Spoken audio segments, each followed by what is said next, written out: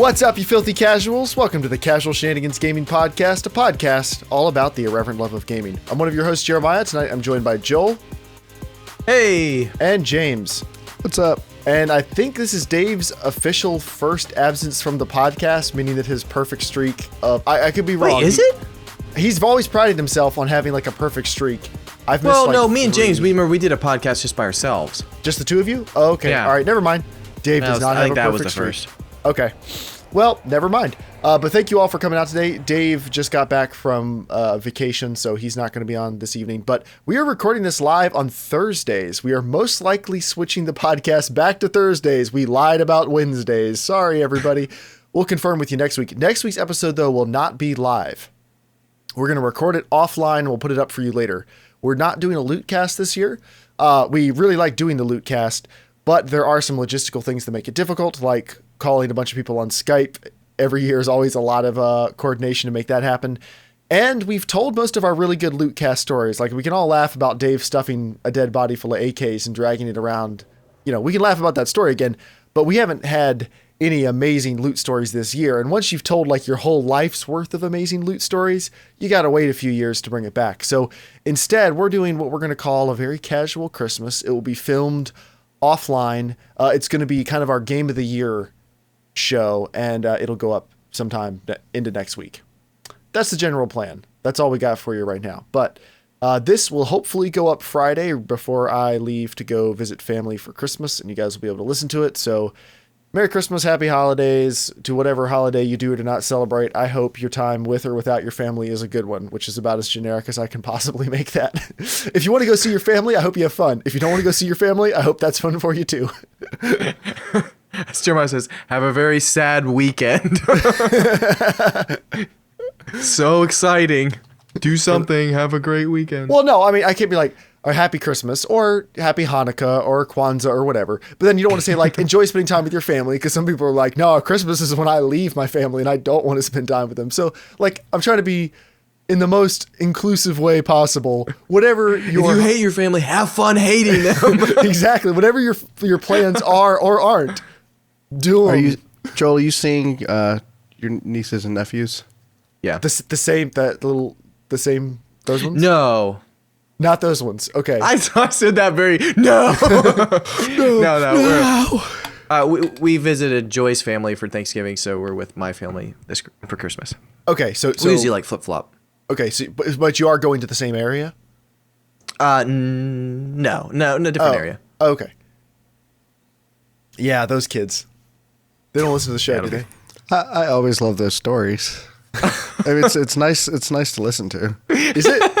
Because it really sounds like an increasingly desperate man. Like, I'll do anything. Please, I'll do anything.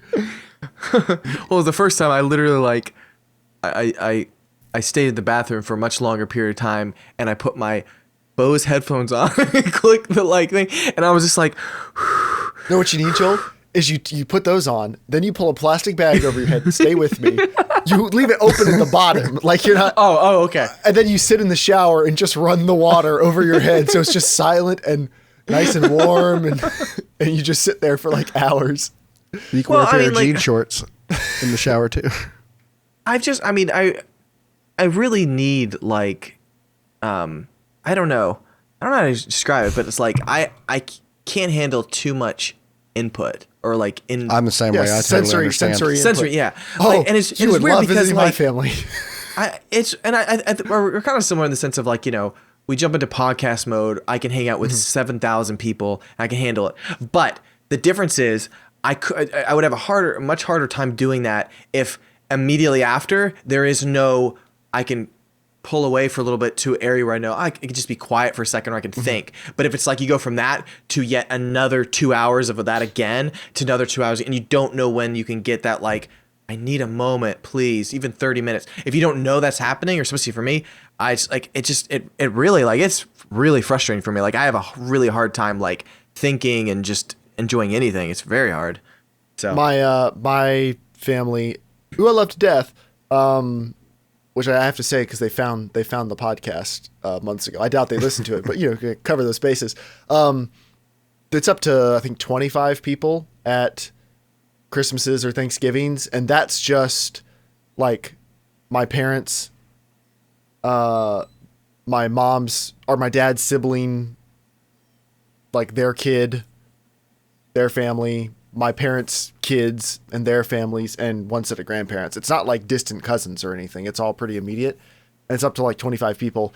And I think there's like 6 or 7 kids under the age of 10. So the running and screaming and yelling. Now, they don't sound like they're the kids you described that you go to visit where they're just up in your space the whole time. But the running and screaming doesn't stop ever. Like the entire time. But Hope's family is all like, Hope's younger brother is the youngest person in the family. And he's 2 days younger than me. So, and it's just her and her brother. Like, that's the only kid. So we go, we are at my parents for a couple hours, and then we go to her parents, and it's just, everybody's just cool. Just like sitting on the couch, chilling quietly. There's like 6 people. It's nice. And it's funny, we had that like the friends chat. Friendsgiving get together. I mean, honestly, like the friends that I have, like what I love so much hanging out with all you guys is that it is so chill. Where like there is no like expectations of like we got to do something or everyone has to be constantly included in everything. It can just be like, because for a while, like in my family, like just growing up, it would be very much the thing of you'd sit down to eat and whoever talks first, everyone just leeches on that person so they don't have to do it. It's hard to describe, but it's like let's say whoever bleeds first, go for them. And it's gotten honestly a lot better. Like there's some weird stuff, of course, but like if you were to come to dinner.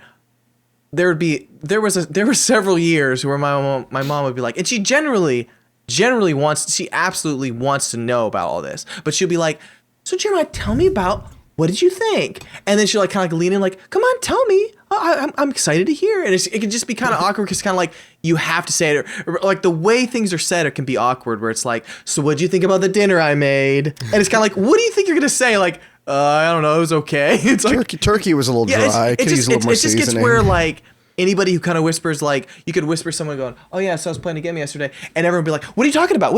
Tell everyone else. It's kind of like, like I didn't want to. It's odd. So well, see, I mean, and with us, like every time we try to come up with something to do, we're like, do we want to go twerks? Every family has their twerks. Shane added to the list. Quirks. Got a twerky family there. I don't want to think. So anyway, I hate saying youth stuff.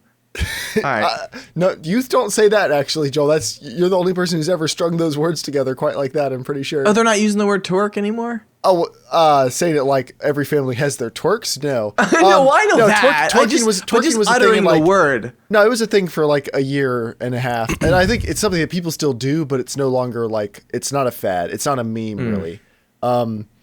Yeah, but with our group, like we can come up with stuff to do, but we'll just sit around for hours going, you guys want to go do this? Want to go do this? And some people are like, yeah, I want to do it. But about the only thing we can all agree on is let's eat, let's sit around, let's play a couple board games, let's chill. And we're like, it's fun. It's fun every single time. And I was saying like our group, like that's all we ever are able to agree on doing. And I'm fine with that. Like that's good. Yeah, I am bringing the Nebula that my uncle, he played it last year. He loved it. My sister wants me to, we're going to all play that. We'll see how that goes. And they're probably telling their friends like, oh, it's so awkward every year. My brother's like, look at this new version of this board game I made. Did I tell you about that email I made it smaller. It's only this big now. It's on the back of a playing card. Did I tell you the email I got from a guy who recently bought it? And he was like, hey, I really love the game. We play it like every month with like this game group they have.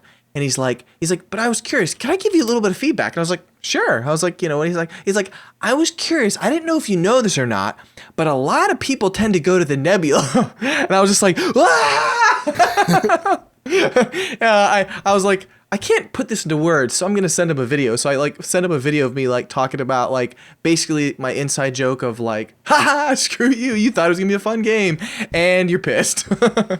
And he wrote back and he was like, oh my gosh, I didn't see it in that light. And he's like, oh man, I can't wait to get my friends who hate board games to play this. It's like, yes, my child. I mean, yeah, it's called Nebula from Hell. I mean, you should expect to go there at some point.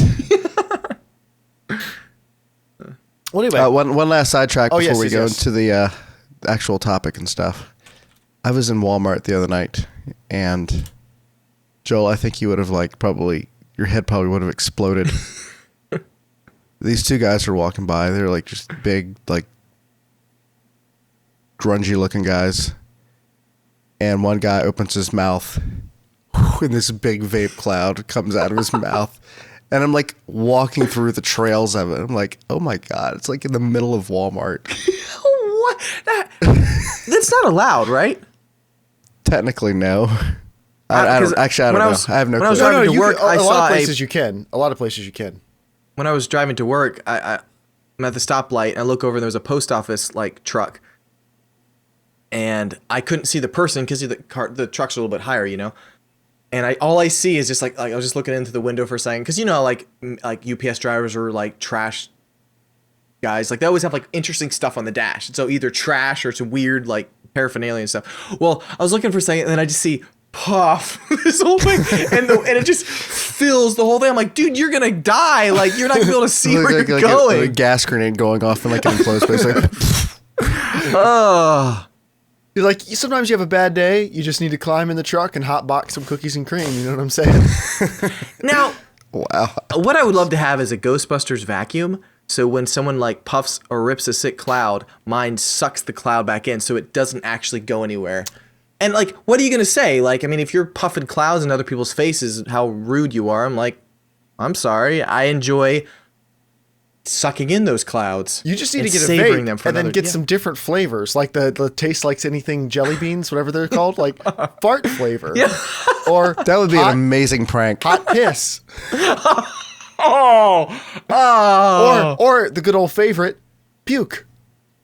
Just be vaping puke clouds towards people. I feel like there's a list coming up in the future of worst vape flavors for us. Hot piss. Because that smells different than regular piss. 3-day-old piss.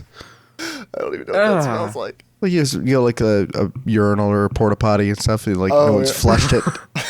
It just has that rank.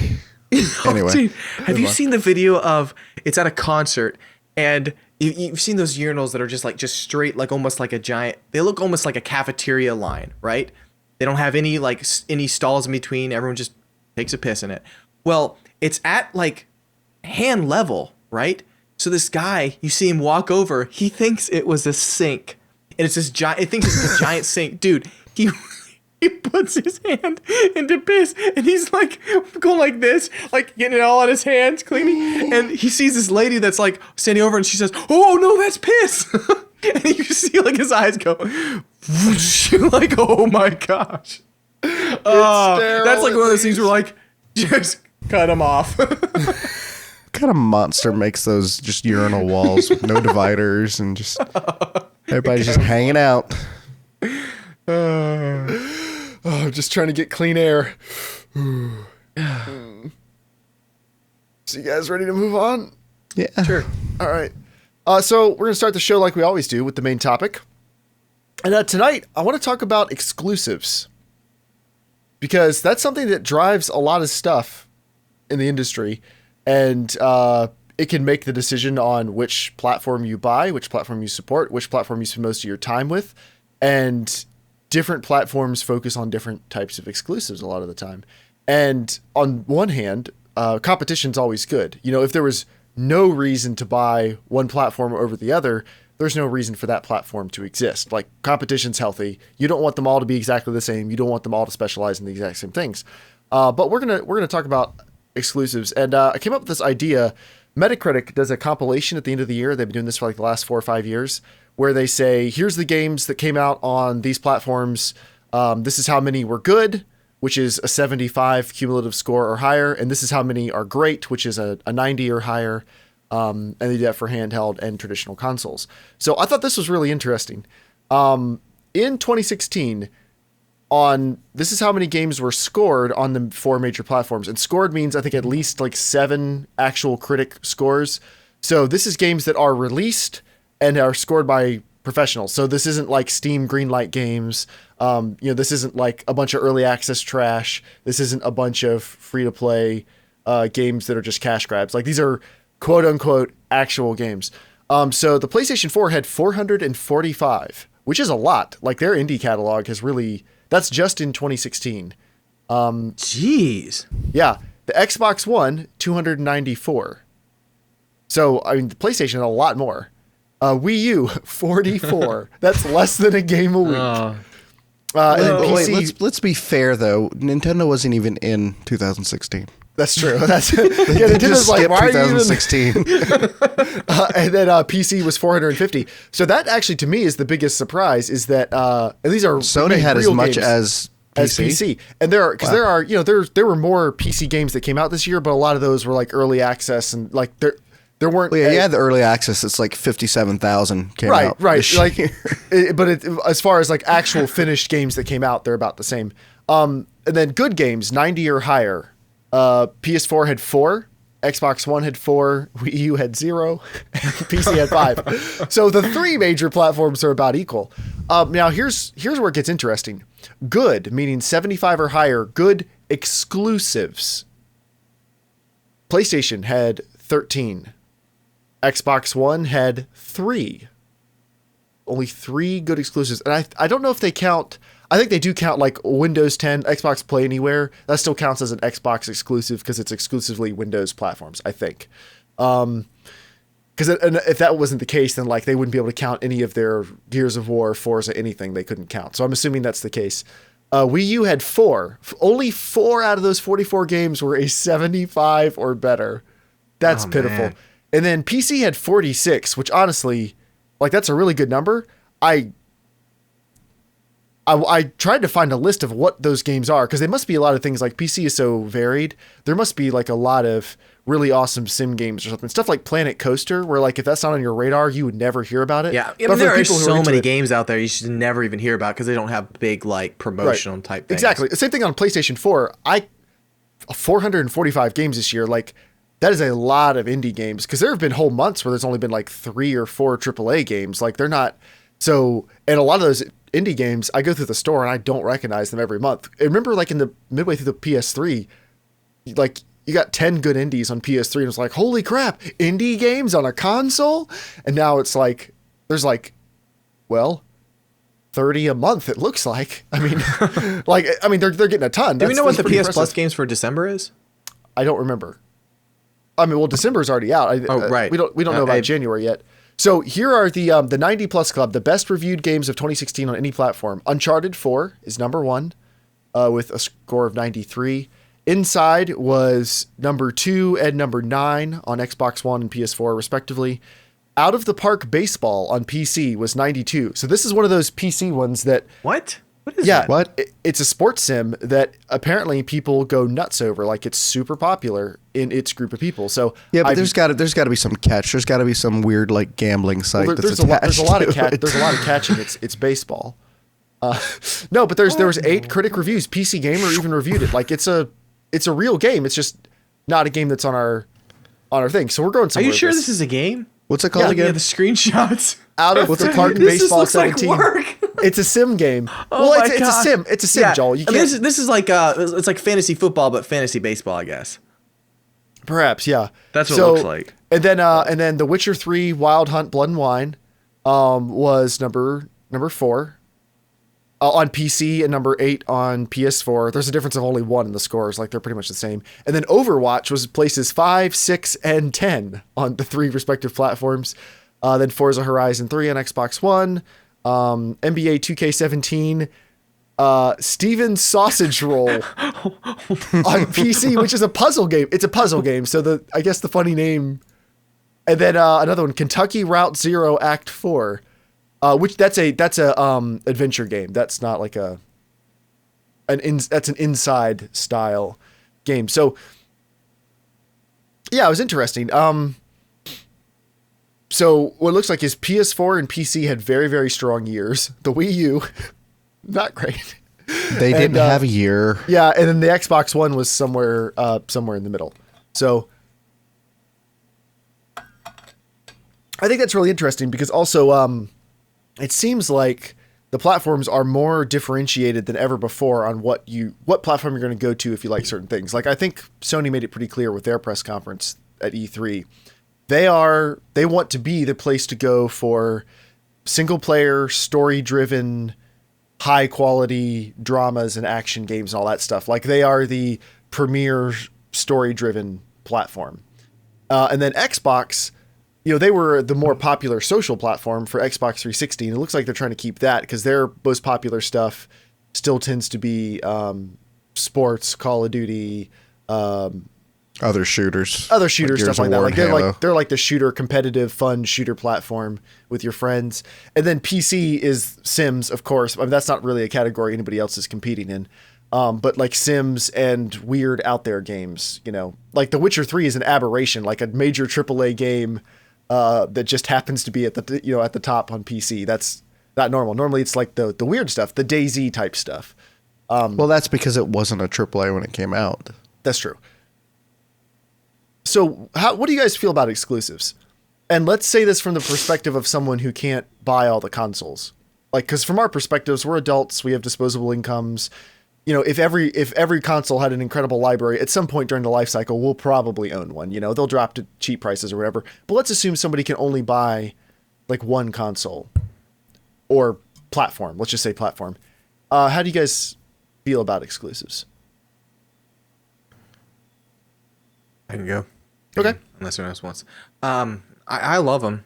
I think it makes a lot of sense. And, actually, when you brought up the topic idea, I actually wasn't even really thinking games that much. It made me think about actually even phones or just systems or any kind of hardware, anything. Because, I mean, like, an exclusive could be a certain type of app that just comes on your phone that's like, oh, that's a really unique thing. Like, I remember, I think Android had something that when it came out, it was built in directly in the phone that you could listen to a song. I know Shazam was one of the first apps that like came out that did that. But just think of that type of thing. If that's on a phone, like, oh, I really like that. That's a really cool idea, or Siri when it first came out or whatever. That is essentially exclusive, like that app wasn't on every other phone at the time, maybe when certain things came out. I love that stuff because it does drive competition for other people to make good stuff or to go, okay, how can we make a better product on our system? Because it would be, to me, I just think it would just be very boring having everything being the same, especially when it comes to consoles. You're not only just selling, graphics, you are selling a cohesive environment, an environment controlled by, a certain company that runs things a certain way. So you're not only selling it by high quality graphics, you're selling it by what you can do for them outside of that too. So the game is part of it, but it's not just that, but it's everything else that comes along with it. So for me, like there's some times where I go, I would enjoy playing like Age of Empires or let's say a new one came out. I wouldn't mind playing it on my PS4, even if I play slower or whatever, but that's kind of a game that it's on PC usually. Well, that's a different type of exclusive. Exclusive like an RTS. If it's exclusive to a platform because you can't play it. Well, the thing is, no, you could though. I mean, because they made the Halo Wars game on Xbox. They did, but it very rarely works. I'm saying like RTSs are one type of game where it's very, very hard to make them work on a console because of all the different commands. Like Halo Wars was a very stripped down, simplified one, and so that was able to work. But I kind of separate them. Like I don't consider sim games to be like, oh, sucks for those consoles. You can't have these sim games. Well, no, like by definition, a sim game is going to have like 1,500 button combinations and things. Like it's for people who really want that, and I think it would be a bad idea if that was on a console because it wouldn't be the correct experience. And they would have to release a new peripheral.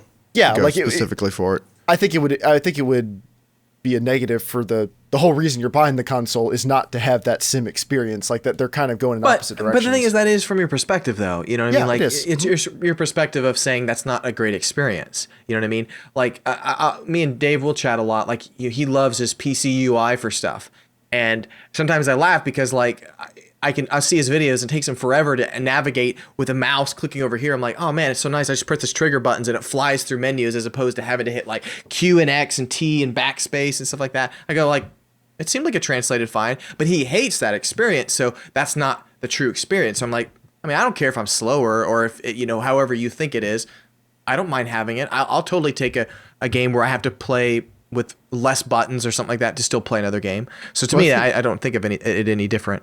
I think with the PS4, that touchpad in the middle does open the doors a little bit Since it is another type of input, it's not just your typical, push a button, press the controller up. You can actually use it to be a mouse, or you can use different gestures. They technically could do it. I don't think they would get the same experience. Yeah, I'm not saying that like those things are going to be the best. You're going to enjoy Arma if they try to translate all 70 key buttons bindings to a controller. No, that's not. I don't appreciate Arma. Yeah, but I don't think Arma needs to have 70 buttons anyways. But like, I just think. I mean, you can actually play it with a controller. It is. Yeah. You can't play as a commander. It's going to be very hard. But as a grunt, you can play it actually pretty much like a normal shooter. I have before. It actually plays more normal than you think it does. Maybe I'll start playing again. But I played it a lot with a controller. When I first played it, I played it a lot with a controller. Joel, to your point about the phone, like, I don't know that I could ever switch from Samsung because of Samsung Pay. Just because, number one, it works not just on the NFC readers, but also works on the magnet strip. That's cool. So if a register doesn't have NFC, I'll just hold it over that part and it works. That's awesome. But that's a good feature. They give I've gotten over probably about $150, maybe almost $200 in gift cards from using Samsung Pay. Also, just because they give rewards. When I first signed up, they gave me over $100 in gift cards just for first 5 purchases. Get a $50 gift card, then a $30, then a $20. So dang. I don't know if I could leave that specific app. I mean, I could go over to Apple Pay, or I could go over to Android Pay, but it wouldn't be the same. Sure. I mean, that kind of stuff can keep people loyal to various companies the way it works and stuff like that. And again, like I would say like that, depending on until other phones, adopt that kind of technology or use it or the same way, or you get the license to use it. I don't know how it works. That in a way, it's like I kind of consider this as like exclusives. Like, oh, if you get Android, you're going to have these options to do all that. Like my phone, I can't do all that. I have to wait till various Apple apps come out or something that they get approved. But each has their kind of benefits for how like your style, your lifestyle, and everything. But I think exclusives are really fantastic for everybody. Honestly, yeah. I mean, like you can't have everything, but like, okay, so what? Everyone can't have everything. Like. It's just so even if you could have the game, maybe you couldn't even run it great on the PC. You know what I mean? Like if it was a certain game, however your system's built, like you can't have everything. But I think in general, the idea of exclusives is, I mean, it's up to their own right. And I like knowing that the companies have the right to do that. If they want to release the game just on their system, they can do it. It might not work great for the type of game or the type of system or even the type of ecosystem of how people play games or whatever. It might not work. But having that choice is very, very important, I think. I think exclusives are anti-consumer. Sometimes I don't think they're a bad idea necessarily, but as an overall idea, as an overall concept, I think they're anti-consumer. So like with a console, I don't take any issue to Sony owning, like we're gonna use Sony as an example because they're being the most successful console right now with exclusives. Well, I guess most successful console right now, period. But I don't have any issue with them like having their own game studios that they own, and they oversee the development of these games. They commission games that are along the similar veins, like they want those premier story-driven single player or co-op experiences. Like that's the thing that they're trying to do. They're all about these games. And they're doing a pretty good job of them so far. So I don't take any issue with Sony like being in charge of all these studios and making stuff. My issue is with them making you buy. Oh, there's like a helicopter going overhead. I felt like I was back in my hometown for a second there. But my issue is with them making you buy their box to play them. Because usually the console box itself is not actually profitable for companies. Like it is a little bit profitable, but by and large, they're going to make most of their money off you over the course of the console on games. Like how is that any different than having to buy a PC to play it? Like how is that any? I just don't understand. Like that almost makes no sense to me. Well, no, it's totally different. But on PC, there's no single benefitter. I'm not quite done explaining it. So, Sony would make money on the game. Like if they ported it and sold it on Steam, they would still be making money on the game. Like I'm saying, the part I don't like is that they say, there's the thing I like, which is, hey, we're going to own these studios. We're going to commission these games that we want. We're going to make the bulk of the profits from it because we're bringing these experiences to the world. That's what a publisher does. I mean, Sony as a publisher, I'm all on board with. It's when they say, and the only way to play these games is buying this additional box that doesn't really make us that much money. Because you could still be participating in their ecosystem and playing their games and paying them the money if they were available on more platforms. Now, the reason they do it is because if you have to buy into their system, you are more likely to spend more money within that system to justify your purchase. That's the part I think is anti-consumer. Is the reason they want you to buy into the system is not just because they believe in it so much and it's awesome. They're a company, like all companies, they want to make money. There's nothing wrong with that. Like, that's not evil. And you want them to be... Oh, I guess you're hearing the helicopter. Yeah. And then... Wait, I hear it. Oh, no. Sony doesn't like what we're talking about right now. Mark Cerny's going to come swinging out. Anyway, no. So them as a publisher, I'm all on board with. But it is an anti-consumer practice, and I'm not just picking on Sony. We're just using them as an example because it's relevant here. I think it's anti-consumer to make you buy into their system just to use those things, because you could use their things on any other system. And so let me give a counter example to that. We can tie it back to PCs if you want, but the counter example that popped right into my head was Google. Google wants you to use their service. Google started making an operating system in phones because they wanted to be able to present their service to you in an attractive package. But the basis, Google stuff all revolves around Google search. Like, that is their cornerstone of their business, and everything else splinters off of that. So because of that, Google doesn't really care how you use their service. They try to make their service compatible with everything. So like, you have an iPhone, Google services work with your phone. You have Android, Google services work with it. I don't know about Windows Phone, not sure. BlackBerry, actually, before BlackBerry went under for the last time, was actually just reskinned Android. Because I don't know. BlackBerry made a lot of terrible decisions.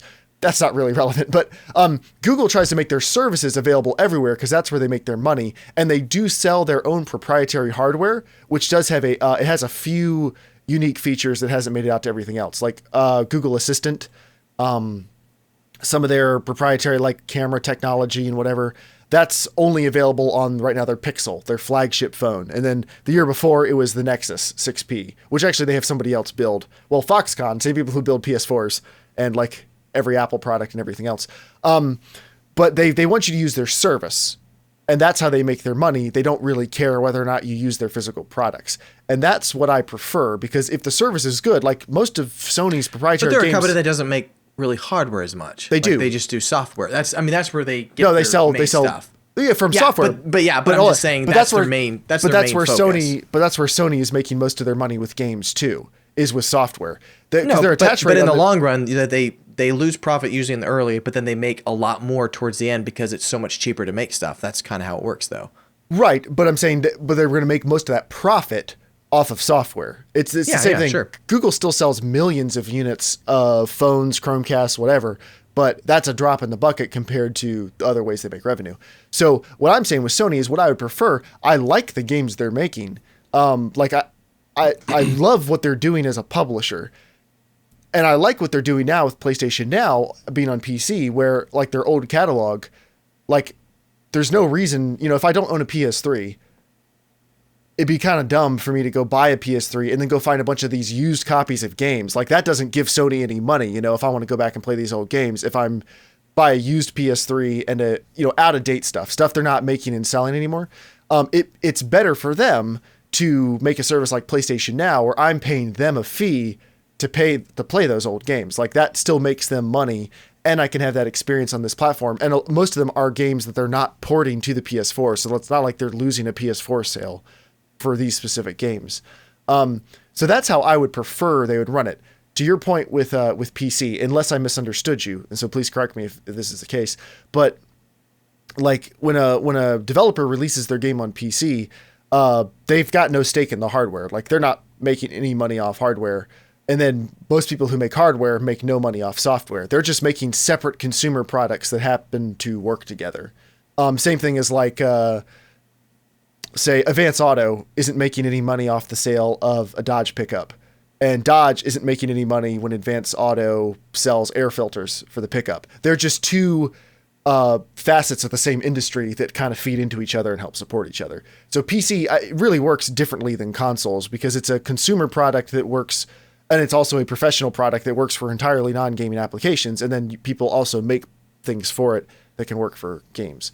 So that's the part where I think exclusives are a bit anti-consumer, but I understand why they do it. Like I said, if Amazon Prime is only $100 a year for all that free shipping. I don't know about you, but I definitely shop a lot more at Amazon on Amazon because of Prime shipping.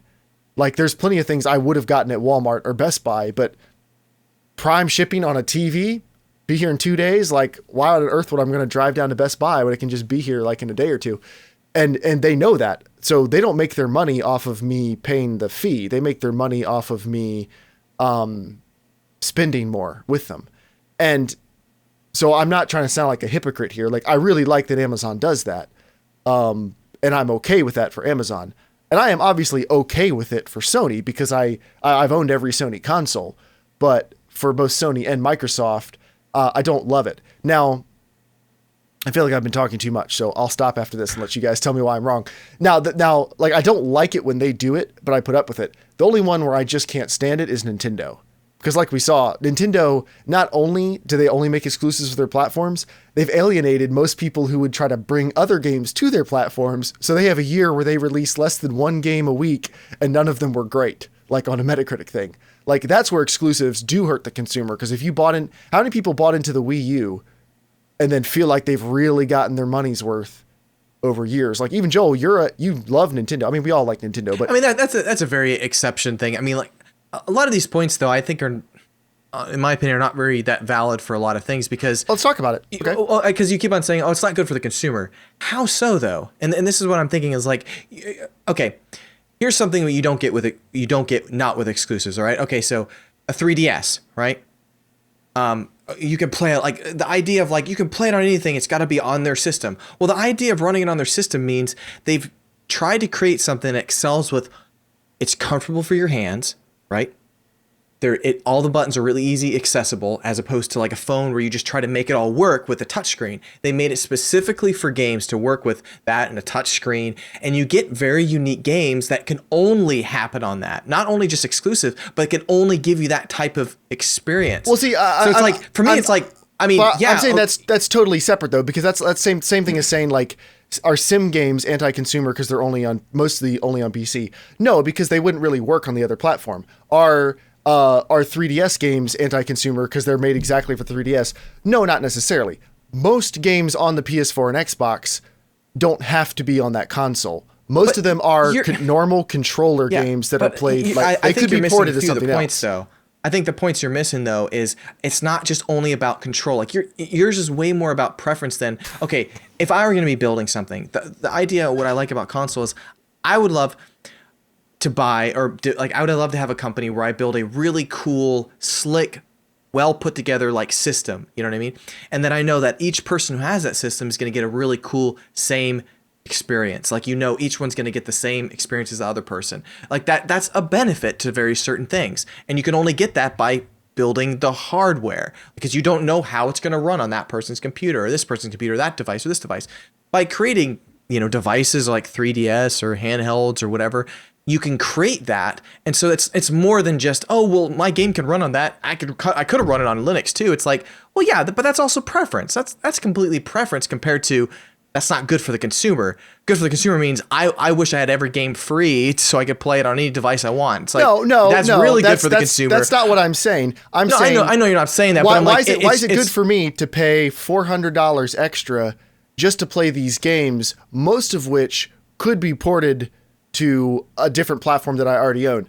Why is it good for me extra to pay $1,200 so I can play a really awesome RTS strategy game or an awesome space sim game that I can't play on my PS4 that I could play at low graphics maybe? Like, I'm not saying it is, Joel. I would have to be doing that. The difference, that's what doesn't make sense. You're arguing two different things though. I'm saying I'm not saying it's bad when there's a issue or the reason why the game physically could not be on another platform. Like the 3DS games used as an example. No, I'm totally with you on that. It's made specifically for that 3D touchscreen like that. You can play them on others. You can. Like there's been ports and stuff like that. I'm saying when it's set up with those exact features, no, you couldn't just port that to any other platform because that's the 3D handheld console. Like you couldn't have that experience on any other hardware, you know? Like there aren't any other 3D handheld so then things. you're only saying only exclusives should work? No, Joel, that's all I'm saying. And then same thing with like a sim.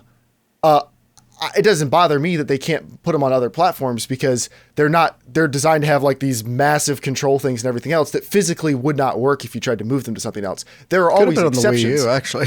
Same thing, well, potentially. Same thing with like a lot of the PSVR like intro games. Like you couldn't directly port them to the other VR technologies because they're not set up the same way. So it doesn't really bother me as much that they aren't. I think it would be cool if they could, just so everybody with a VR headset can try as many of these things as they want. I'm saying it's anti-consumer. Why should I? And again, I'm okay with it to a point because I've done it, you know, and I'll do it on the next generation. Why should I have to pay $400 extra for an additional box, or $500 if I'd bought the Xbox One at launch, to play mostly games that are x86 based, can play with a controller that works on any platform and could be ported to another platform? Like, why is Uncharted inherently better because I have to play it on a PlayStation? Why couldn't I play it on an Xbox or a PC? I'm still paying Sony the money. Yeah. Why does it matter? I mean, what I play it on? It's still the opposite. I mean, you still get exclusives on PC that are not the ones we're talking about, RTS or whatever, that are just not on other systems. They're just on there. The difference is, I know. Exclusive, but Joel, I'm not saying PC awesome, console bad. No, I know that. No, I'm just saying, you're saying like, why do I have to buy for it? And I'm like, well, there's a lot of other games that you can't play on PS4 that are just PC exclusives. Why are they not porting them? They might never do that. I mean, a lot of times when a small game isn't ported, it's for monetary reasons. But I wish they would. I mean, I want good games to be available on every platform. I mean, that's my thing. Is anything that stands in the way, any game that could be played on a bunch of different platforms and isn't, I don't like, because if it's a good game, I want more people to play it. I don't have a devotion to the. I'm not saying you have a fanboy devotion to a particular console platform, but you definitely are a lot more in favor of it than me. Like when it comes to PC, I like PC platform, but I have no loyalty to Intel or Nvidia or AMD. I just go wherever's best, whatever's working better, I'll go with that. You know, next time I mess with something. When a game's better on Xbox, I play it on Xbox. When it's better on PS4, I play it on PS4. I don't really care. I just want to play the games wherever they're the best. And for me, a lot of the time they're best on PC. For your preferences, a lot of the time they are best downstairs sitting on your console. But so yeah, to your argument, like I think it would be awesome if there was a version of Arma that could work on the PS3 or PS4. And I mean, not that you want to play it with us, but I'm saying I think it would be awesome if you had that option. So the piece of the platform wasn't the thing in the way. So it was just your decision of whether or not you want to play the game. I think that would be the most pro-consumer thing. I think it's anti-consumer when you have to pay extra money just to get in the door. That's my thing. I don't know. I guess I get what you're saying. Like, I guess more to me, it just sounds more like, I wish I could play all the games on any system I want to be able to play it on.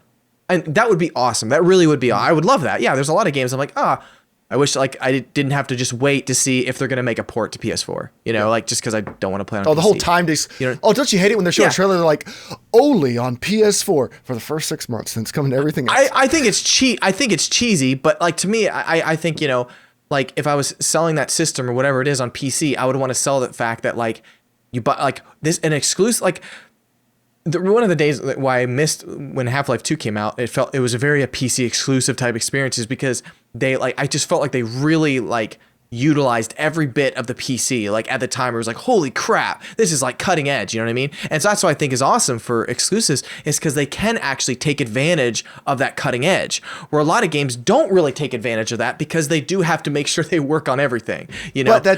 But also there are tons of exclusives that also suck. Like Apple has control of their entire production pipeline, and they can still make a phone where like they destroy it with software updates after a few years. Yeah, of like, course. Google I'm just does saying it. Google that does it. Everybody does there. it. The potential is there to be maybe a little better. You're able to do it, as opposed to if it wasn't, it really wouldn't happen as much, you know, because you are able to like push it to the edge of it because we don't have to worry about the rest of the people. I mean, obviously exclusive for PS4, outside of, random ones that just come out that are garbage, they're usually pushing the limit of what they can do on it because they don't have to worry about any other system. They can just focus on that and they don't have to worry about tweaking this. They can add more time into that game. But then you also get stuff like Bloodborne, which is like 20 FPS, and they're like, no, but it's exclusive and it's 20 FPS and you don't have the option to like brute force it or try it on a different platform, whatever. It's like, no, this great game, you only can play it like this. But all right, I'm going to jump in here, guys, because I haven't got to talk yet the entire conversation. I'm sorry, so you guys can shut up. Screw you. I'm somewhere in between. Okay. I do think I kind of do agree with you on the it being bad for consumers that you have to buy this hardware to try this one experience, and then I have to buy this other console to have another somewhat similar experience, but it's this game. And then all the other games are the same between. Right. That sucks because you do have to buy into, PS Plus to play online. You have to buy an Xbox Live to play online. Nintendo, it's too hard to find friends, so you don't play online with Nintendo? Like, is that still how many games? You get the friend codes and stuff. On the flip side, yes, there are some crappy exclusives, but some of the best games on consoles are also exclusives. If you look at the Uncharted, if you look at anything by like Naughty Dog, where the console backer really has a vested interest in seeing that game push their hardware, I think that does benefit the consumer. It doesn't benefit their wallet, but it does benefit people in better game experiences. The same with Nintendo. I would rather not have to buy their hardware.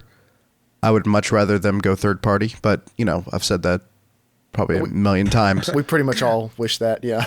We all agree. But they do make good game experiences. Whether they make a lot of them, that's the part that sucks for the consumer, but I would not want those experiences. And if we didn't have the exclusives, maybe they wouldn't be pushing to make a Last of Us type game. They wouldn't be pushing to make Gears of War to look better and play better. That's one of those things. I guess it's hard to know one way or the other. Like, they could sell it on if they could sell it on other platforms and still make the money. Would they do it? Yes, but would they not put as much effort into it if it wasn't being held up as a tent pole of this is an experience you can only have in this one place? Look how awesome it is. Maybe they would, maybe they won't. It's one of those things that's kind of hard to tell. Well, that was the thing even with PS3. Like, the best looking games on the PS3 were always the exclusives. Heavy Rain just looked gorgeous.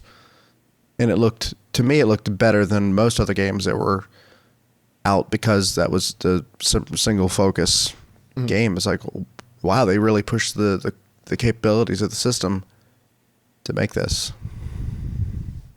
And to the point about the PC,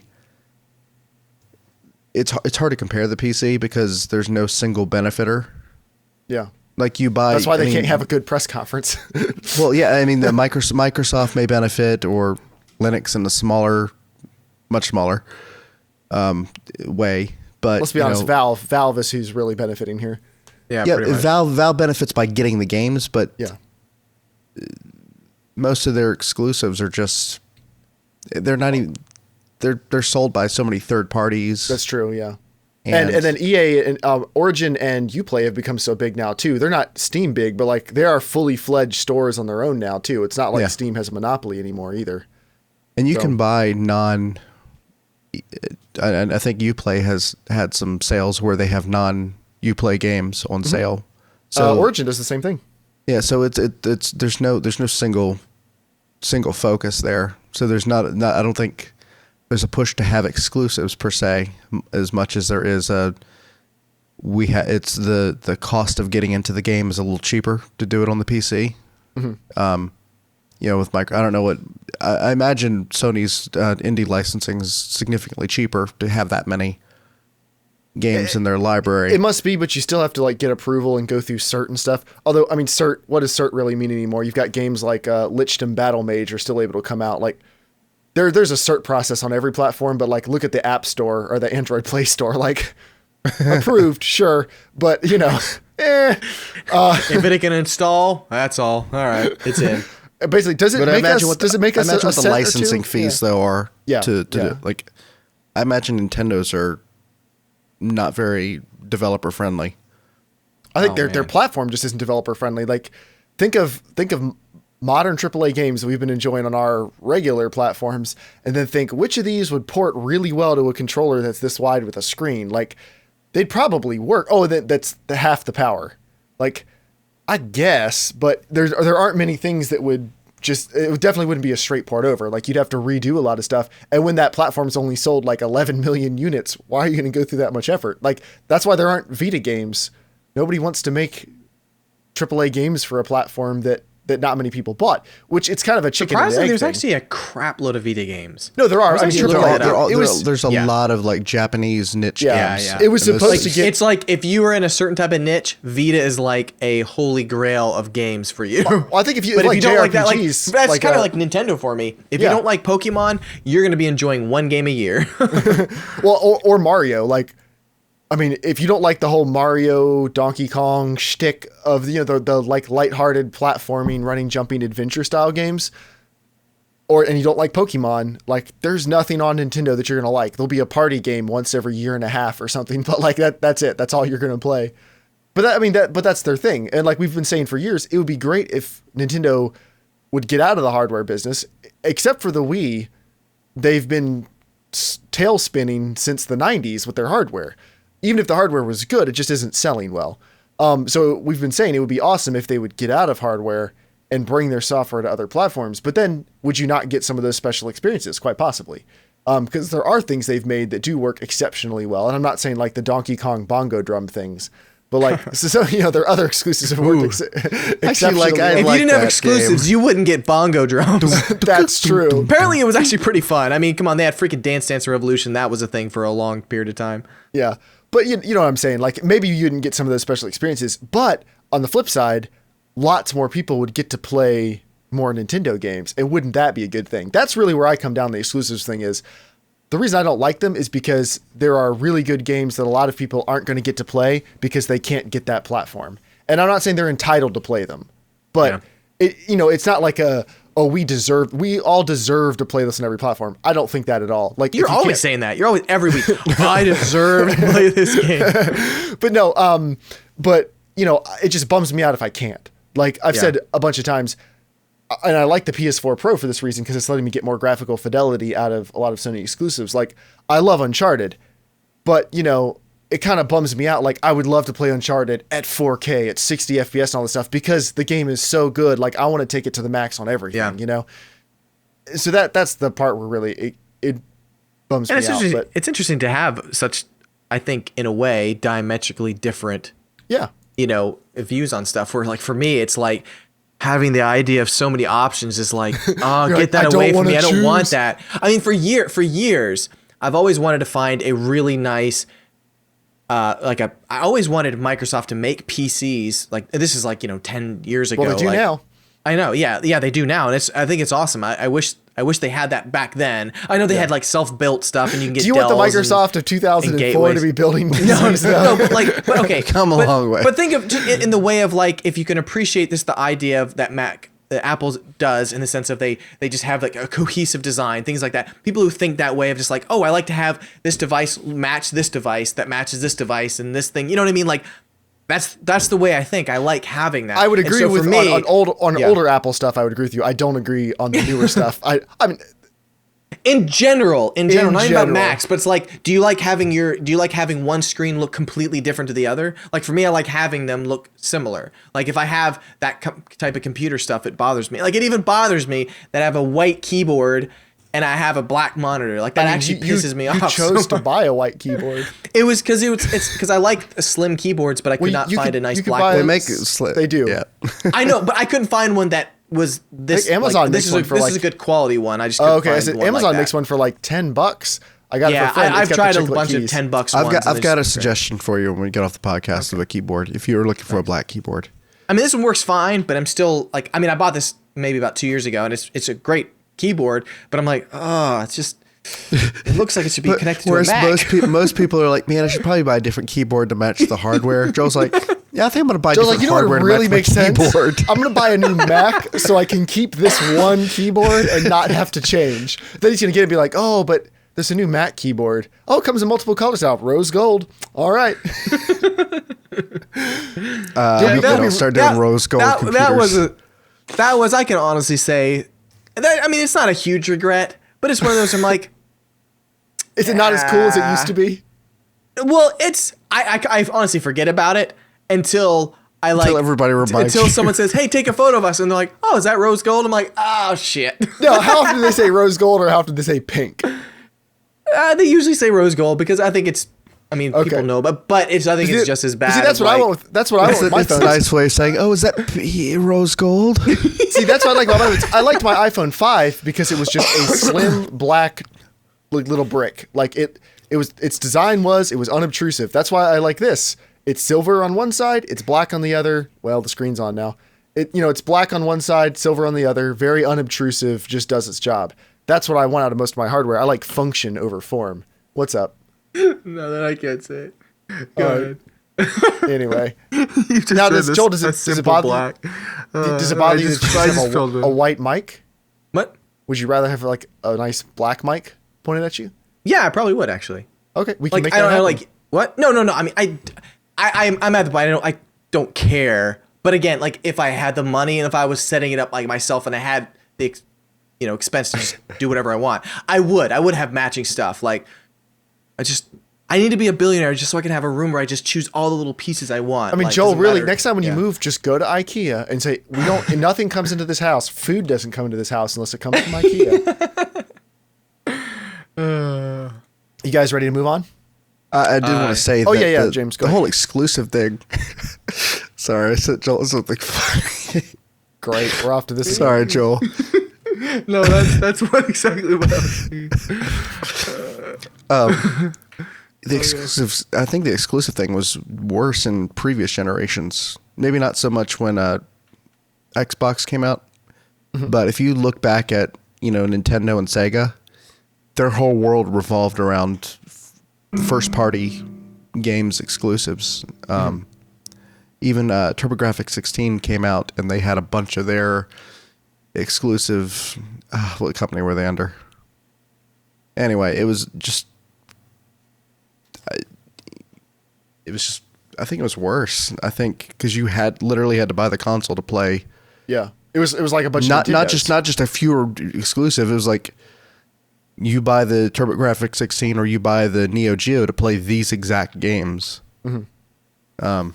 I think things are definitely better than they've ever been. I mean, I don't think there's any denying that. I mean, any platform you buy, debatably not the Wii U, but any of the other platforms you buy, there's more games than you'll ever be able to play on it that are pretty good. Or you'll never be able to play like in that console's life cycle that are really good. So, I mean, I don't think you can really go wrong with any one platform. And obviously the best solution is if the money's not a big deal or wait till they're used and really cheap, pick them all up. Like if you bought a PS3, say like used, at GameStop for $120 in 2013, you have a lot of awesome games to go back and play. Like, that would be a really good time to be hopping in is at the end when the console is cheap and all the games you can find for like a couple bucks. That's an awesome time to hop into it. But that's not the average consumer. Yeah. Delaying gratification. Yeah, that's not. So, we live in a consumerist society, and I'm not like trying to make some deep point here, but you know what I'm saying. Like we live in a commerce-driven, pro-capitalistic, pro-consumer society where that's how our society runs is we consume stuff. So it doesn't really work off delaying gratification. It works off of people stabbing each other in line to buy the newest phone that's 10% better than last year's phone. Like that's how we run. If we ever lose that, we lose what makes America great. So I'm going to be honest. I actually, when I bought the Wii U, I debated, it's like, are there enough games on it? But you chose wrong. No, I've probably got about 20 good games, and that for me was enough for the experience. And the kids really enjoy that screen because they can both be in the same room playing a game at the same time. Mm-hmm. Eden loves the Wii U. Christian would love to have Minecraft on it too, but I'm not spending the money just to get an extra Mario mashup pack. Is Minecraft actually on Wii U now?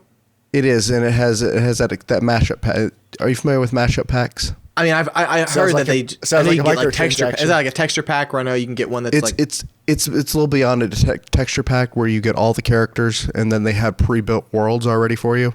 So with like the Mario Masher pack, it's got the castles, and it has like a large Luigi and stuff like that.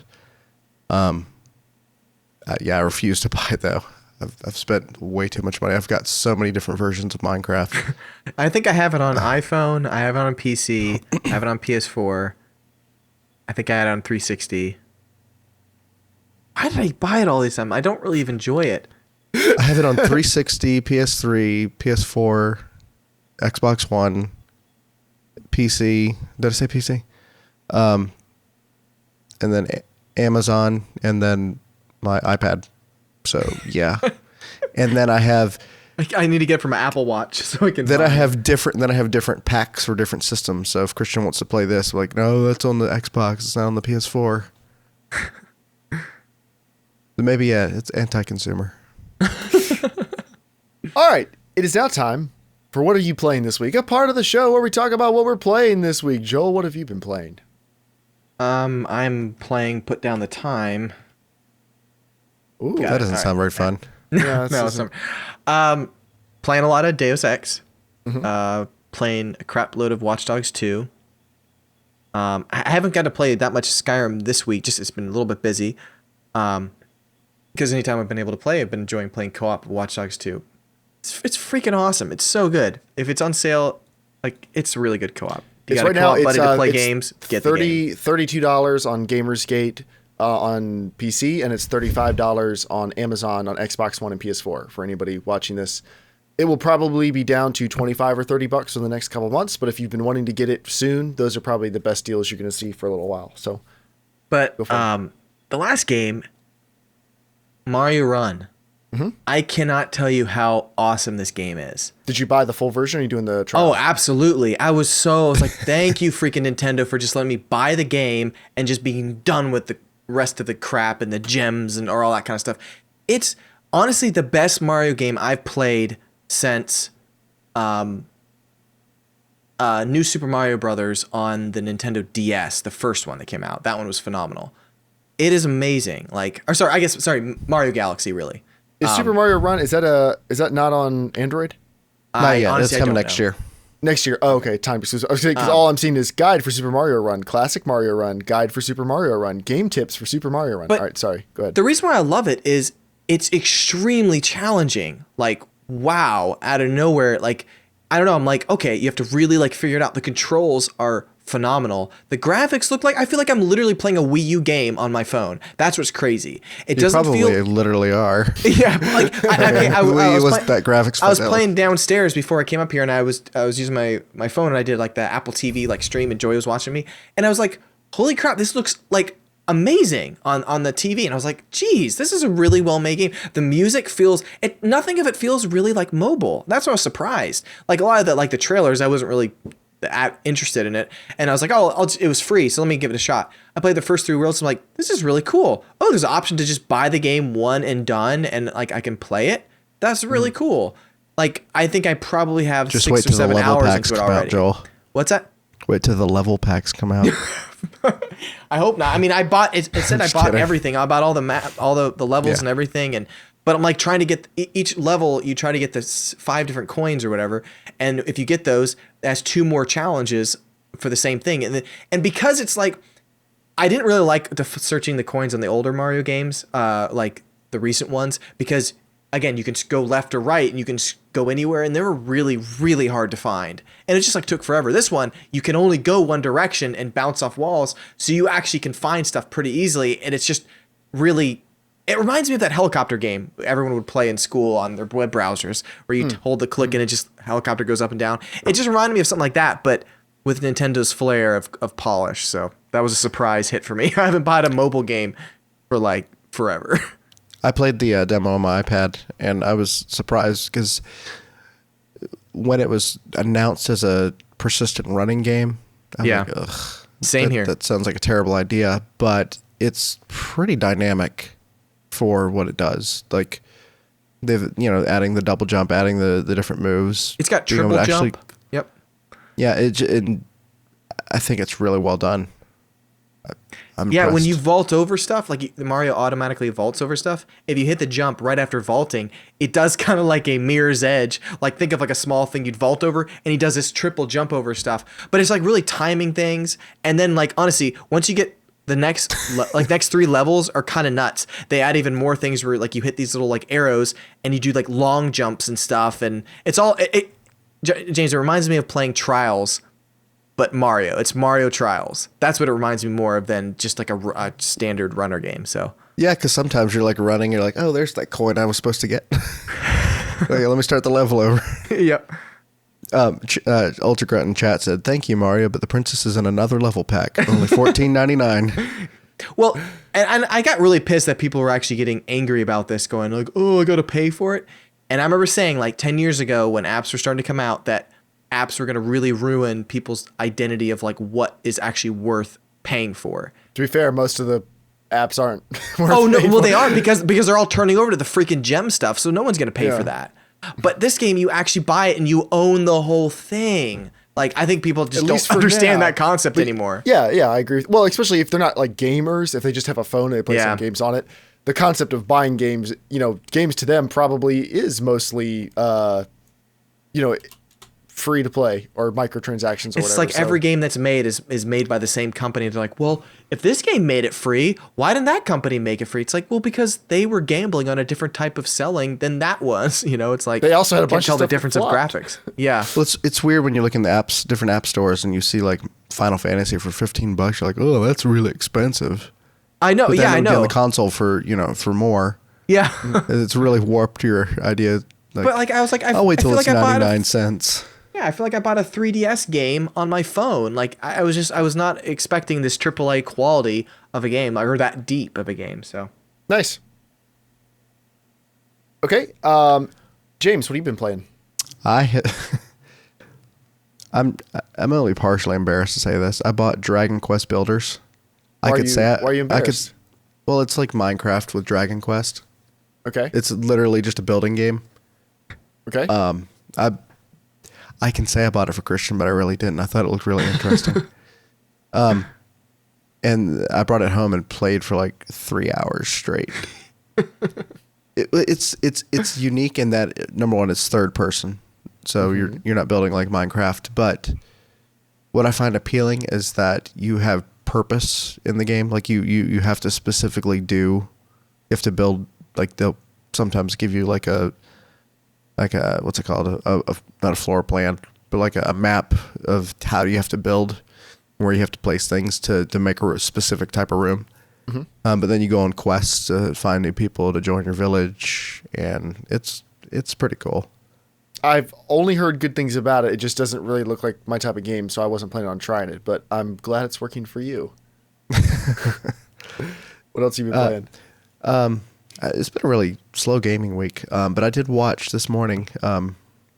Christian woke me up. He was like, Dad, the Fallout Mashup Pack is out. The Fallout Mashup Pack is out. So I bought that. Is that a Minecraft thing? Yeah. Okay. Did you see the trailer for it? Is it like skins for blocks?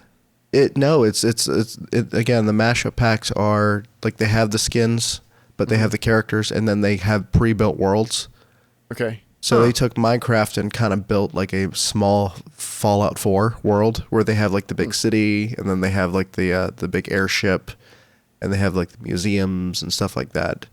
And I was watching him play, and it was actually pretty interesting because, you go at, like when you play Minecraft, you're usually spending a lot of time, mining for the different things you collect. But this had, all these enterable buildings where you could go in and like loot. Not on the Casual Shenanigans server. Creator mode. It's all free. I thought it was pretty interesting. Cool. If you haven't seen the trailer, I'll send it to you after the podcast. Okay. Have you seen the trailer, Joel? Oh, okay. Never heard. It's the first time hearing about it. All right. I finished Rise of the Tomb Raider finally. It only took me a year. Woo! woo, for 9 hours of playtime. Woo. You've been playing that. It pops up on my Steam all the time. I just keep forgetting about it, and then I come back to it like, oh yeah, I'm playing this.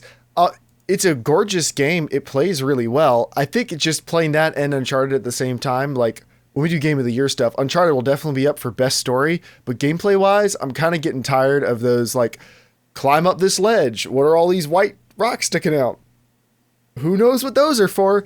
Like the whole platforming, climbing puzzle thing. I'm like, I get it. You guys are doing an awesome job. Gives out. Yeah, you guys are doing an awesome job of it. I'd like to see some new gameplay stuff.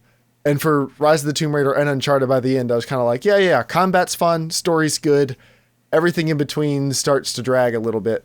But overall, the game was good. Definitely good. Definitely worth playing. Then I went to Joel's and I played Resident Evil VR. So, and Joel said it was going to be the case, and he was right. When you play it in 2D, like, it's fine. Like, you know, it looks cool, you know, but it doesn't look like, oh my gosh, I can't believe this game exists. You know, it looks like just a standard haunted horror house game. And then you put on the headset, and even though the visual fidelity, like, of the headset isn't, you know, everything's not like pin sharp like it would be if you're playing on a high-res TV, the immersive experience of being in VR more than makes up for it. And even the most basic stuff, like you open the fridge and there's like some gooey saliva stuck. There's a lot of things in the house. I was telling Joel where it's like, they said, hey, what would be really creepy? Oh, bicycle in a bathtub of blood? All right. Like, how did this get here? Doesn't matter. Some kid rode his bike up to the second floor. What are you talking about? But it becomes really, really immersive when you do that. And, I don't traditionally get scared by movies or whatever else, but there was plenty of stuff in this. Just the extra immersion factor made it really good. Like it was, I would like to play a full game of that, probably in like 1 hour chunks. I don't think it's the type of game. It just doesn't seem like the type of thing you want to marathon. Change out diapers. Well, yeah, I think it would play just on be the toilet. I think it would be just a little bit stressful. Joel's like, I never thought of that. I think it would be a little bit stressful, and plus, you know, wearing VR, like, I know you said you're building up your tolerance. I still wouldn't probably want to wear it for like 5 hours at a time. Like that would probably, you just wearing something on my head that long. I think I would need to take it off and let my head breathe. Also, like, make sure nobody's robbing me or something. Like I open my eyes and like, it's just the couch and the TV and everything else is gone. I'm like, oh, well.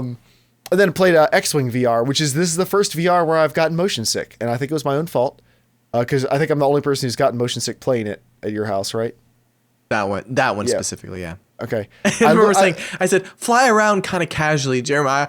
Well, I felt like I was flying around casually, but then I was looking around a bunch. And I think that's what did me in, was I was like turning one way while looking another.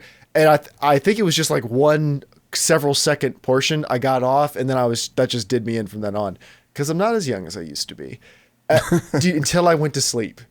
I felt exactly the same. I was like, are you kidding me? It used to be like I rode a roller coaster 7 times in a row. Oh, my stomach feels a little weird. Walk for half a mile. Back to normal. I'm 15. So you felt it when you were laying down? You were like, ooh. Yeah, I was like going, oh, no, not like, I was never like dizzy, but my stomach, I was nauseous. And that just stayed with me until I went to bed. I was like, you've got to be kidding me. This sucks. But the game was really fun. I'd like to try it again at some point. And I'll go into it a little bit slower and then try to branch out more. It's a cool idea. It would be awesome if there was like some more full VR support for Battlefront next year. Battlefront is down to $9 on PC on the Origin sale. I don't know if anyone's played it on PC, but it's $9 if you want to get it. I played the trial. I took forever to get into a game. I'm like, Even when I did the Potato Masher video like 2 weeks after release, it took forever to get in. Apparently their matchmaking's not great, but just nobody bought it. It's not like Infinite Warfare on the Windows 10 store bad. Did you hear about that, Joel? The what? When Call of Duty Infinite Warfare came out? It was like one guy. Gosh. Because why would you ever, like, that's like saying, oh, well, there's a special version we sell on the App Store, and then you just hold your phone up to like your webcam and it sees that you own it and then gives it to you on your own special Apple store just on Windows PCs. Like, it's the same type of stupid, like, why would you ever think that was going to work, guys? Like, that's just not how we do stuff. But although this sale, you know, who knows, the population might hop in some more. Dave might pick it up on this sale because he said he wanted to wander around and look at stuff when it looks real pretty and whatever. So yeah, is it $10? That's just for the main game, right? Yeah, just for the main game. I think the complete version's like 14. I mean, so it's still.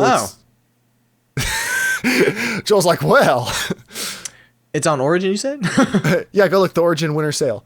Okay, anyway. Did you buy Until Dawn VR? Yeah. Rush of Blood. How is that? Oh, it's great. It's really good. Not at all like Until Dawn, but it's cool. Yeah, I haven't finished it. I'm on the 9th or 10th level. That's the final one, and it's like you're like in some like insane asylum, and you're like being shown these kind of visions and stuff. So it kind of goes. Yeah, that's nothing like Until Dawn. Yeah, but that's cool though. I actually enjoyed Until Dawn. See the deals. I am looking right now. Looking for those deals. Oh, Star Wars. For the record, Dave is working really hard on his office, trying out Battlefield 1. No, well, I mean, that's what he said he was going to do, just setting everything back up and playing. Wait. So, yeah, go ahead. It's a season pass for... Yeah, I was doing the same thing, Joe. Ultimate Edition. Oh, $30. Oh, Ultimate... Oh, is there more? The season pass is $20, which is a good price. The main game is $10. I was hoping for all of it together for $20. That would have been awesome. Well, I guess because there was DLC that just came out this year for Rogue One, right? So yeah, I guess they're not going to sell it below a certain amount. Anyway, it's now time for the news, but we're doing something interesting with the news this year. We're going to broaden this news topic. I think I have one actual piece of news. We may have like a couple actual pieces of news, but we're broadening this to an idea that James had. We're doing naughty or nice. This is not our game of the year. That'll be coming. But this is our naughty or nice, where we're each going to talk about something naughty that somebody did and something nice in the games industry specifically. Naughty news. Because you right. keep going over that every single time. I'm sorry, Joel. That's right. You go. And the news time we're going to be doing. I'm like, no, take that away from me. What would really be sad is one day Joel will just stop saying it, and I'll be like, oh. Yeah, you won't even know when we'll even notice. Okay, James, how about you go first? So I guess they can be somewhat nice, but they're mostly naughty. And I titled mine "Oh Nintendo." The first one is, and Joel has some story for this too. So the Classic Edition has sold. The NES Classic Edition has sold 196,000 units in the U.S. in November. There aren't that many Best Buys for each of them to get one. So yeah, I mean that's a good amount of sales if that's what you're going for. But that's why I'll keep it kind of on the nice. Mm-hmm. But on the naughty side, I literally think they could have put a 0 behind that number and hit that goal. Easy. It's insane to me that stores have to put flyers on there that says we don't have any NES Classic Editions in stock, just because people go in there so often asking for them. When I bought mine, I lucked out at the store that I went to because I knew how many they were getting in advance. Because I killed a man. I lucked out. Well, when I got there, paid the iron price. When I got there, I counted the number of people in front of me, and I knew I was going to get one, but 30 people behind me didn't. I think the girl behind me was the last person. She only got it because she had to fuss at they had a one per family policy, and people were having their kids buy them and stuff like that. And this lady was like, you know what, screw this, I'm getting this system. She was like, I'm sorry, where's your mom? So she got her system. She was the last one. But brawl on the street. Again, there was I think there was 11 systems at the store and one extra controller. And that was that way for most stores. Nobody got extra controllers. I can't imagine how Nintendo couldn't think we're releasing a system. We need an extra controller to go with it. So yeah, I haven't seen one in the store since. I've been looking just the off chance that I could buy one, and then if Joel, if you wanted to buy it or someone wanted to buy it, because I've met enough. I know enough people that have said they haven't been able to get one. That if I picked one up, it would be guaranteed to sell, and I wouldn't put it on eBay or anything like that because I think that's douchey.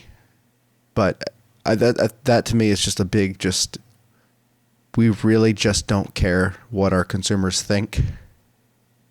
we're just gonna do what we're gonna do. And Joel, you went to buy one because they. Yeah, I actually have two stories because I went to Toys R Us as well. But yeah, James said like, hey, they're gonna be selling. I forget what a couple days ago. I was like, all right, I'll go out. And I didn't get there early at before 8 o'clock when I guess apparently they were gonna go on sale. But I was like, all right, I got there at 8:30. I was like, I can go before work. I'll just take a look. We'll see if I get lucky. Let's see if it's still like. People are just going crazy for him. I get there, I walk through the door, and I literally see like a crowd of people just going like, "Do you got any?" And like the store, one of the store managers was just like, "No, they sold out midnight last night. Like people were waiting in line all night long. We gave them tickets. Like we don't know when we're gonna see him again." I was just like, "What is this? Like this is a Nintendo NES. Like." Oh my gosh! Like this is 25 years old. I know, and it's just John was making me laugh because we were walking back to work, and he's like, we can play these on our computers, you know. And I'm like, but like the case and the box and the website and their commercial they did, I was like, you sold me, dang it! I want one of these, you know. But then the best part of it, I walk into Toys R Us, and I asked one of the ladies, I was like, I know you probably don't have any, but I was just curious about the NES. She goes. She like leans back and laughs. It's like from Jingle All the Way. Yeah. A Turbo Man. He wants a Turbo Man. Yeah, look, everyone. He wants an NES Classic. It's like, laugh at the fool. But it was just so funny. I just died laughing. I'm like, of course. It was just like, everyone's like, oh, are you serious? I was like, you could probably find something else. Like, you're going to win the lottery soon. You need to go find like the one Circuit City that's still open and wander in. And they're like, we do have the NES Classic. I'm just waiting to see one and then hearing the, like, everyone like all like run for it, like fighting over it. I'd actually Joel, what you that, do? but... You fall on top of it like a grenade. Call me. We'll come down. We'll wade through. We'll pick you up and carry you to the register. It was weird. It was weird walking in my car. Like, anytime you buy something expensive, you're like, oh God, I got like something really expensive in this bag. Oh, but I got this $60 item. I'm like, is somebody gonna jump me for this $60 toy I just bought? Yeah, that night that it was supposed to come out, I was up. I spent 3 hours just hitting refresh. Like Amazon was going crazy, Best Buy was going crazy, Target. It just like it would get in the cart and then their system would just break. Yeah, it's stupid. And Joel. my other sorry. I had one other Nintendo item. Yes. I'm not a Nintendo fanboy for anybody watching. Yeah, but you're our Nintendo news source. That's kind of come the thing I talk about. Yeah. The other news item that I don't know if it's gonna be naughty or nice. I'm gonna say naughty.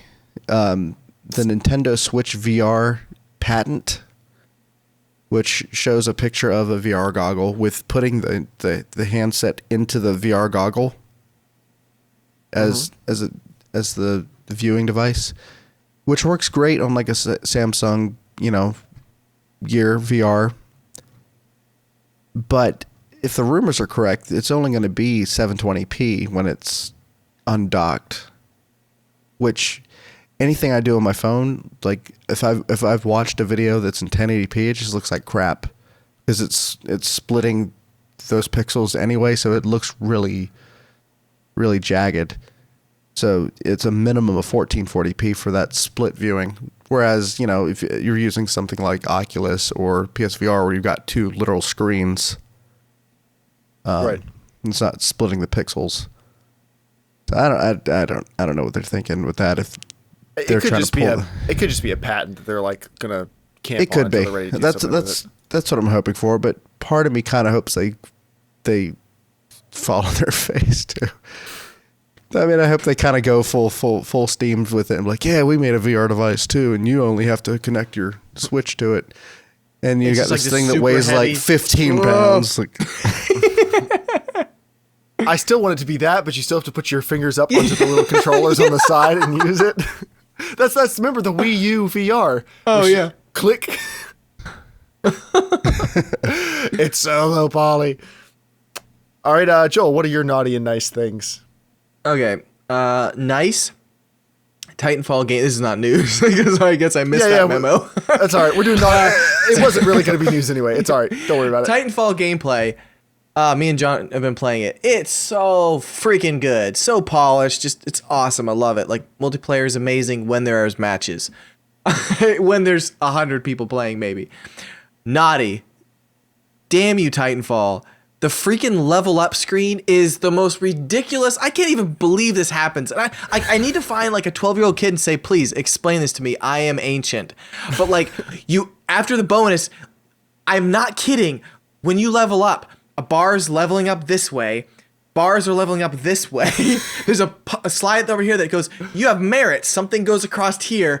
And then on each one of those is also a mini level up inside it. It's just like, what is going on? Me and John would just cry and laugh. It's like, I just got 60 merits. What the shit do I do with that? It's like, oh man, you got a patch. Where do I find the patch? What do I do? Like, what is going on? Oh, I just got so angry. I'm like, can you just tell me XP? Give me 100 XP, one bar. Can I have one score? Oh man, it's just. Can I have a score that's redeemable for stuff? Okay, you know how much I'm just not that enjoy playing on PC stuff, right? So here, as much as I love playing with John was dying laughing. Okay, so he's like, "Hey, you want to play Titanfall?" I was like, "John, I'm pissed that Dave gave us a free game on PC because I just want to play it downstairs, right?" And so, and the fact there's like nobody playing it on PC right now. And there's nobody playing it, period, right now. Yeah, pretty much. But anyways, we were playing it. What happened? It's only been a few months. I jumped Battlefield, Call of Duty, and Battlefield 1. Sorry, I jump in the game, and for some reason, it's doing this weird. I don't even know how to describe it. It was just the weirdest UI glitch I've ever seen. I was like, what the heck is going on? And I was like, John, I was like, dude, I don't know. Like, I hopped in. I was like, everything was just freaking out. I was like, oh, dude, you have 30 seconds and I'm gone. And he's like, oh, quick. Because he wanted to play with me. So he's like hacking online. He's like Googling everything, like trying to figure out what to do. He's like, okay, do this, unplug this, hit escape, hold tab. I was like, what the shit? And I was like, all right, you just bought yourself another 30 minutes of time. Oh, but I was like, freaking level up screen. Just, they're like, hey, would you like 80,000 items to level up and perks? And no, I don't want any of that. All right, so I'm doing my naughty and nice things again, like we've been doing. Joel got this part of the memo. Apparently, we're doing them all, for the same company or same thing for each person. So my naughty and nice is Sony. My naughty is Sony's PS4 Pro rollout. So let me say right at the top, I think the PS4 Pro itself is great. I like the PS4 Pro. When it comes to the rollout of the PS4 Pro, Sony has pulled what I call pull in a Sony, which is something they have not actually done this generation that much. They used to do this all the time. They'd come out with a great idea, and then they would release it, and then not talk about it much, and not really explain what you were supposed to do with it. And if it didn't sell great, they'd be, instead of like trying again and trying to push out more games and stuff, they would go, oh well. Like the Move controllers, it is a miracle those things work with VR. Like they lucked out there because I'm shocked. I mean, it makes perfect sense, but it does. Yeah, but PlayStation Move was like their biggest, like, Nintendo's doing that. Here's ours. Oh, you don't want to play it? All right, bye. like, and Sony used to do that all the time, guys. Like, if you want to know my creds here, I bought a PS3 back when they were $600. I'm very used to Sony bending the consumer over, being like, you'll do it. That was, man, remember that press conference when they announced the price of the PlayStation 3? They're like, you'll get a second job. You'll do it. You want this? Wait, how much did you say paid for it? $600. Oh, I thought you said $300. No, that was the launch price. But so anyway, the PS4 Pro rollout, most of the stuff they said in their initial press conference did not turn out to be true. Like, games will run exactly the same in multiplayer on both systems. Not true in most of the games that are multiplayer. Games will run better on the PS4 Pro. They will not run worse than the basic PS4 version. Also, has not turned out to be true. In most cases, it is. Will be a minimum of 1080p. Has not turned out to be true. Now, to be fair, that one's just Ark Survival Evolved, and that game is a trash heap. I don't want it to be. That's one exclusive, like, leave it on PC, leave it in Steam Greenlight where it can die. The game idea is cool, but the execution... it's the worst optimized. The optimization is horrible. Joel, there's a high frame rate mode and pretty mode. The pretty mode goes up to 720p and 20 FPS. It's the most like yeah, but are they quality pixels? It's like you shouldn't be allowed, like, legally. It should be illegal to do this to people. No, but that's so. Anyway, I'm not really holding that against the PS4 Pro. But there's no one place you can go to and find out like what's better about this game on PS4 Pro. Sony does not have even a wiki listing of these games have patches, these games don't. If this game has a patch, here's what it's doing for you. Basically why should you buy our new hot amazing console? Here's an actual objectively, like here's an objective reason why you should buy it. It's all, well, they're better. Well, they're trying to appeal to the PC crowd by not giving any instructions and just they're trying to appeal to the console crowd by just giving you vague marketing hype and then not anything real. No. But it's just like, it's better. It's higher resolution. It's maybe better frame rate. And you're like, but like specifically, what is it? Sony isn't telling us. It's so confusing. Dude, you go in the PS4 Pro subreddit, every day there's somebody who's like, I want to get this, but these are the games I play. I have no idea. I can't find any information on this. Are they better? Are they not better? And then you get people giving them misinformation because there's no like one source of, no, Sony says this is the law. You know, Digital Foundry is kind of the law of the land if they've tested a game, but they can't test everything. And, but they're like, some people will be like, oh, well, it looks totally better to me. And usually the reason is I bought a $1,500 TV to replace my old one because I wanted HDR, and all of a sudden every game looks better. I think the PS4 Pro is making the games look better. It's like, that's not how this works. And then other people are like, honestly, I can't even see any sort of difference. And they're like, you're playing it at 4K. They're like, honest, I sit 27 feet away from my TV. I don't know what everyone else is talking about. But I mean, seriously, like there's those whole mix of people, and Sony is not stepping in and going, hey, here's what it does. Like, here's the difference. Here you go. Here are comparisons. Here's something. They're not giving people anything. So if you don't own a PS4 and you want to buy a PS4, the PS4 Pro makes sense. If you already have a PS4, Sony is making a very poor case for why you should buy one right now. They made a really flashy press conference and then they've just kind of thrown it out to die. Now it seems to be doing all right, but we'll see how it sells long term. Now, is it a 4K pusher? Like, should people run out and upgrade their TVs? Well, if you're going to buy a nice TV now, you're going to get a 4K TV just because. Right. But I think a lot of people now have decent TVs because they've come down significantly over the last 10 years. I saw a bigger difference upgrading our TV than upgrading the PS4. Right. But that itself is not a seller. I would say it's still. I would say more of the time it's going to give you a better 1080p experience than give you an incredible 4K experience. Like I think it's actually doing a better job at 1080p in most games. Joel, you've got a very pompous look on your face. What are you doing? No, nothing. But yeah, I think actually it's giving you more impressive gains most of the time on a 1080p display. So yeah. Interesting. Now, the nice thing Sony does, we were talking about them as a publisher or I was talking about them like owning a bunch of studios. Something that now we're roughly midway through the console life cycle. Like maybe it'll be a 7-year life cycle, but we're 3 years in. We're in the middle. Something I really like that they're doing is there are a bunch of Sony studios that we have no idea what they're doing. And people like Sucker Punch, they're working on something. And Sony is very wisely not forcing them to rush it out in 2 or 3 years. And they're not showing it off at E3 way ahead of time. Like some games like Death Stranding, I wish they hadn't shown off because that game might not come out to like the PS5. Like they're not even working on that game yet. Really. They're still building a studio. So we're used to that though. We're used to games being No, we're used to that, but I like it 10 years later. But I like it when they're not doing it. Like right. I like a lot of their studios. They are like just Fallout. When Fallout said, and hey, we're releasing, and it's coming out in 3 months. Yeah, I think somebody's doing a really good job of curating this nice premium single player experience, and they're letting their studios take 3 or 4 or 5 years in some cases to make them, because sometimes it feels like it sucks because like this winter, there aren't any necessarily PS4 exclusives coming that I'm really excited to play in the next couple months. And then, Horizon's actually coming in about 2 months, so I'm excited to play that.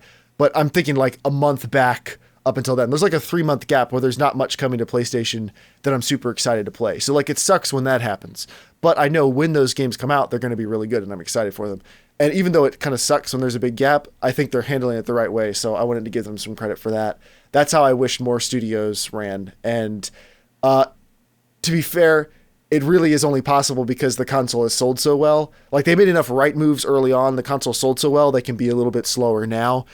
if it didn't sell well, they were rushing stuff out the door, stuff would be worse. Or they could be Nintendo and be like, not only did we not sell many consoles, we're not going to make many games. We're going to make a 25-year-old console, and you're going to kill people to get it. Don't worry. They always have their keynotes to announce Cranky Kong DLC. No, they always have their keynotes to go, let's point a video. Why do you bring that up, Joel? Let's do a capture of a 3DS and have you all watch that. Anyway. Freaking Cranky Kong. Yeah. Okay. Have you seen the sales for Super Mario Run? I've not. Well, so is it sales of the paid version or total downloads for paid and free? I'll tell you the total downloads. It's been downloaded 40 million times in 4 days. That's not bad. Jeez. I hate stuff like this for Nintendo because it just it validates. You hate it when they win every once in a while. It validates their slightly good decisions, and it makes it so they don't have to worry about their bad decisions because they have money coming in. That's what happened with the Wii. If the Wii hadn't been a hit, they wouldn't have been. They'd either be gone or they'd be doing something smarter now. Like, yeah, it sucks. Joel, what are you doing? I'm just chatting. You just keep going. So, like, you're just like, I'm doing that. Well, not quite that much, but I'm assuming you and John are just. No, I think I get focused for something, and I apparently focused on what though? That's what I'm curious about. It's like what? I don't know. Anyway. All right, it is now time for mail time. Mail time. You can write into casualshenanigans@gmail.com to be a part of the show, just like Morpie did. Morpie, friend of the show, he's written in before. He actually sent us an audio response to our topic last week. Instead of typing out a long email, he just hopped in front of his mic really quick and said like a 4-minute thing and sent it to us. Last week's topic, if you remember, was why is it so hard to let go of some games? So if you guys go into the Dropbox folder, let me know when you have that queued up, and we'll go ahead and play it. Give me a second. Sure. Yep, good to go. All right, James, let me know when you're ready. Hold on. All right, I'm going to get it queued.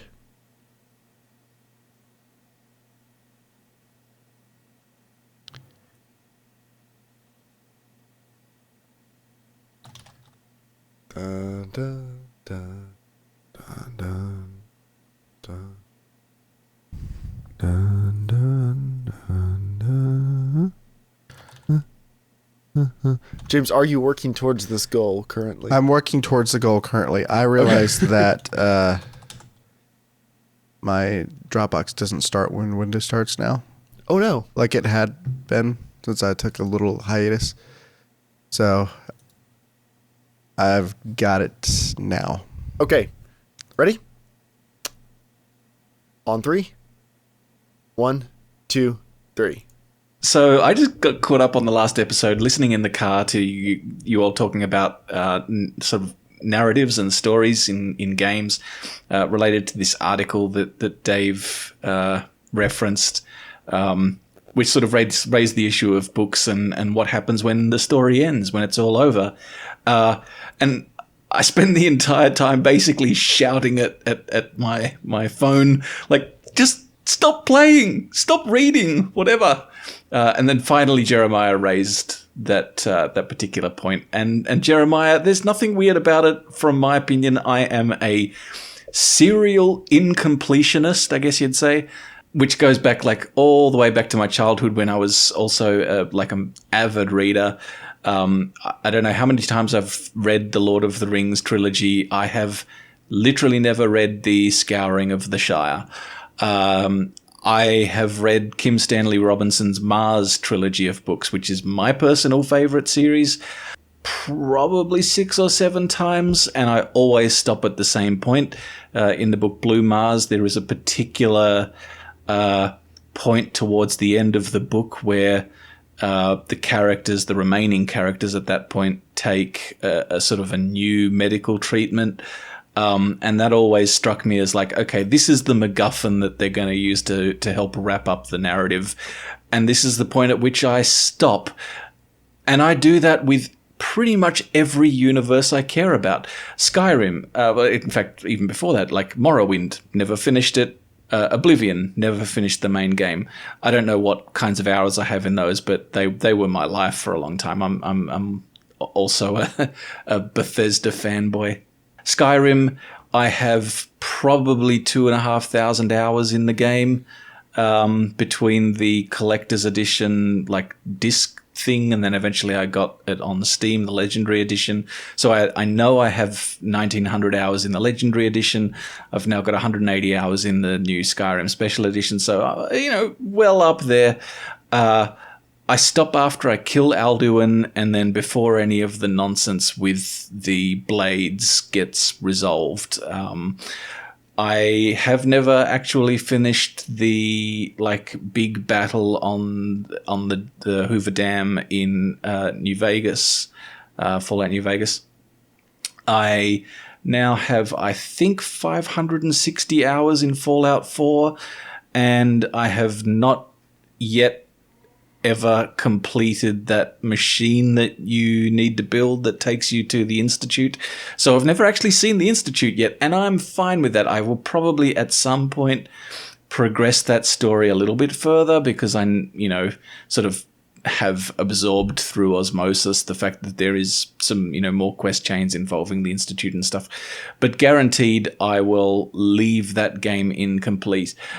Played Mass Effect 3, I don't really remember the point at which I stopped, but I reached a certain point where I felt like, firstly, I knew from all the controversy that Mass Effect... And the one thing that I wanted to sort of get into is that I do this with all of these fictional universes that I care about, because in a way it breaks my heart. It's when the story is over, it is almost like that little universe. It's kind of like a little pocket universe. It's like it ceases to exist. And I hate that sensation. And when I've completed something, I can't go back to it again in the same way. I know if I ever finish Fallout 4, I will not be able to go back to it and start a new character in quite the same way that I can right now, no matter how many times I've played that start over and over. I can still go in now, create a character, and it's like the world continues to have a life even without me, than it is to sort of have that sensation of like the story's over, it's done. So I do that with basically everything. So Jeremiah, don't feel bad doing it with one or two games. I'm just about to hit 40, and I think since I was at least 10, all of the narratives that I cared the most about, all of the worlds that I cared the most about, are unresolved. And that's comforting for me. So I thought that was very interesting. That's definitely interesting. I wouldn't have assumed that would be that common of a thing, but maybe it is. I get the sentiment, definitely. I mean, I wish I hadn't finished Lost. I think that's a slightly different... Well, that's true. You can never be disappointed in the ending if you never finish it, which is also part of it. One reason Firefly is so well revered is it had a really strong season. Who knows what would have happened if they let them go on long enough? You never know. But I don't know. That movie kind of wrapped everything up really quickly. That's true. Yeah, it did. My first thought of listening to this was, I wonder how much more audio mail we've had, but Jeremiah just deleted all of them because this guy had a legit nice sounding mic. So you're like, don't care. Oh, that was a good story, but it sounds like garbage.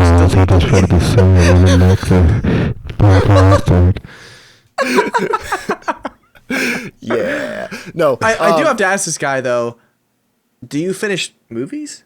I'm wondering if he does that to any, does this go outside of games at all? I'd be curious. What about food? A nice sandwich, oh, it's so well, good. Joe, that's one drink. I love this beer so much, I'm going to stop halfway through.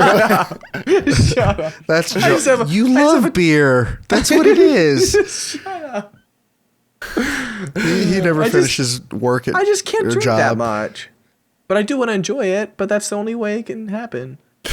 You don't have to sound so pitiful. It's okay, Joe. That's the only way I can do it, guys. I really want to. It's now time for 90 Seconds with Joel. I just want to make a compilation of game endings. And just click send this. to him? It's kittens and puppies. It's like the last scenes for all these games. Just spoil it really fast. It is now time for 90 Seconds with Joel, part of the podcast where enough of you guys asked and Joel had to make part 2 of the Room radio drama. Joel, do you have any way you'd like to intro this? Oh, do you remember what the podcast number was that we had the last one in? 170. It was 1 or 2 ago. It was towards the end. I think it was like 171. A quick brief summary. James, did you listen to it all? I'm curious. I know that's right. If you didn't, that's fine. Why don't you give the synopsis and then I'll say, yeah, I listened to it. That's fine. That was a part of the 3-hour nap I took today. Okay. I had a little bit of time budgeted. Okay, brief synopsis. There's a guy who wakes up. He's sitting in this chair. There's a red old rotary phone sitting next to him. He has a hard time being able to move his hands. Everything hurts. And for some reason, the phone keeps ringing. He ends up picking it up. And there's a voice that calls over the phone that's saying that wants to help this guy. And they're asking him to help us find him. And also the room he's in, there's no doors or windows or anything. It's a complete just square room. So this is the next part where it continues. Yeah, I told you today I was like, dang it, I'm pissed because I'm like, I kind of have an interesting idea of where I'm going with it. That actually involved a slight amount of research. I didn't want to learn. You started with I just wanted to crap this out. But 6 years later, book 8 is done. Book 8. I'm going to be filming the movie. I hate this the entire time, but I keep coming up with ideas, so screw me. The second trilogy's almost done. Okay, does everyone have the audio? Someone asked in the chat, what? Will this be accompanied by a read from Chimera? Oh, no Chimera this week. Did you get any inspiration from that book? No, no. Okay, actually, yeah, because I guess, Jane, if you haven't listened to this, the idea for this stupid radio drama thing was after reading Chimera, going, you know what? I said, I have a challenge. I'm going to create a story idea in 5 minutes, start to finish, like the basic premise, and see if I can create a more compelling, interesting story than that damn book. So this was my challenge. But now I'm like, shit. I feel like I have to make 2 more episodes now because unless I make one that's just long, and I don't want to make each one long. I'm trying to keep it to like 5-6 minutes. I mean, you want to do right by the story too. Like, you don't want to. Don't patronize me. You want to do right by the story. Maybe like 6 or 7 episodes, Joel. No. All right, you guys ready? Lord of the Rings did 6. Ready for the? Yeah, but we're not saying this is Lord of the Rings. All right, let's listen. Ready? On 3. 1. Everyone ready? 2, 3.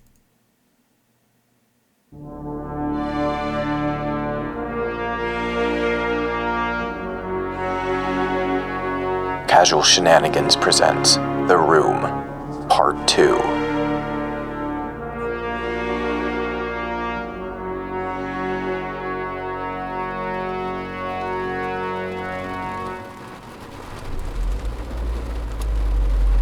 The black sedan pulled to a stop. The driver opened the door and stepped out into the pouring rain.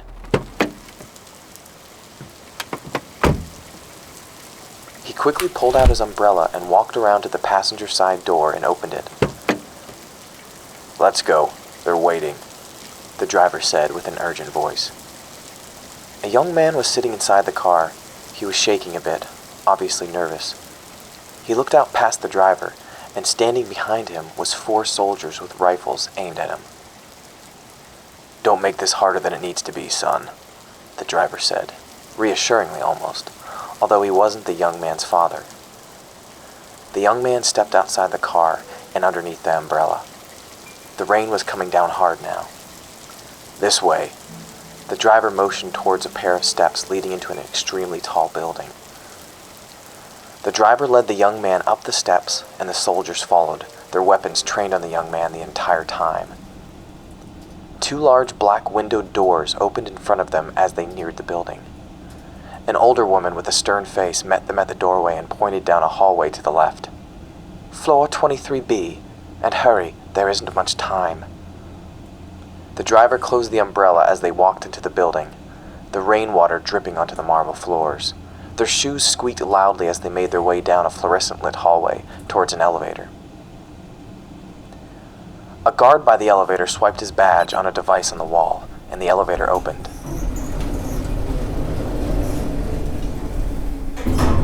The driver led the young man into the elevator, but was stopped by the guard. "Sorry, I have orders to only allow him in and nobody else," the guard said sternly. "Okay," the driver replied. "You're on your own from here. Good luck." The young man watched as the elevator doors closed. The tiny room hissed for a moment, and air spurted out from tiny nozzles in the ceiling and sides. The room light had also turned from a white glow to a deep red.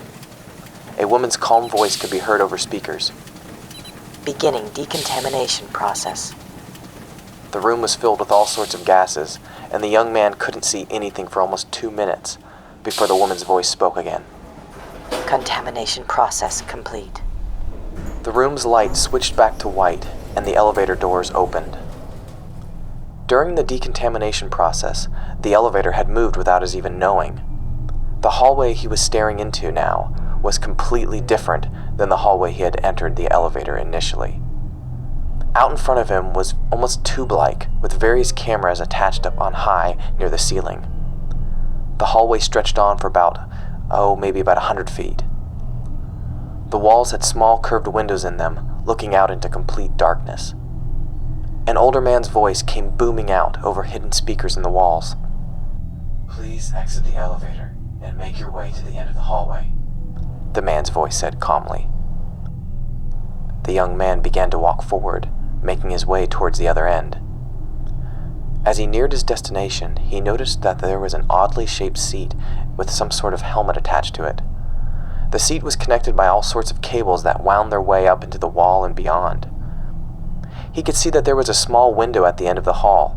In this one, he could tell that there was a small pinprick of light in there.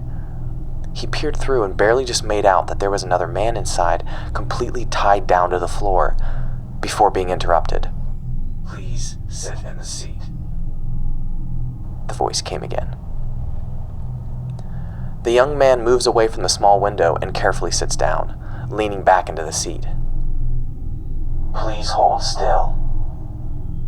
The seat moved and rotated, and the helmet above him moved as well, and manipulated its way down over his head.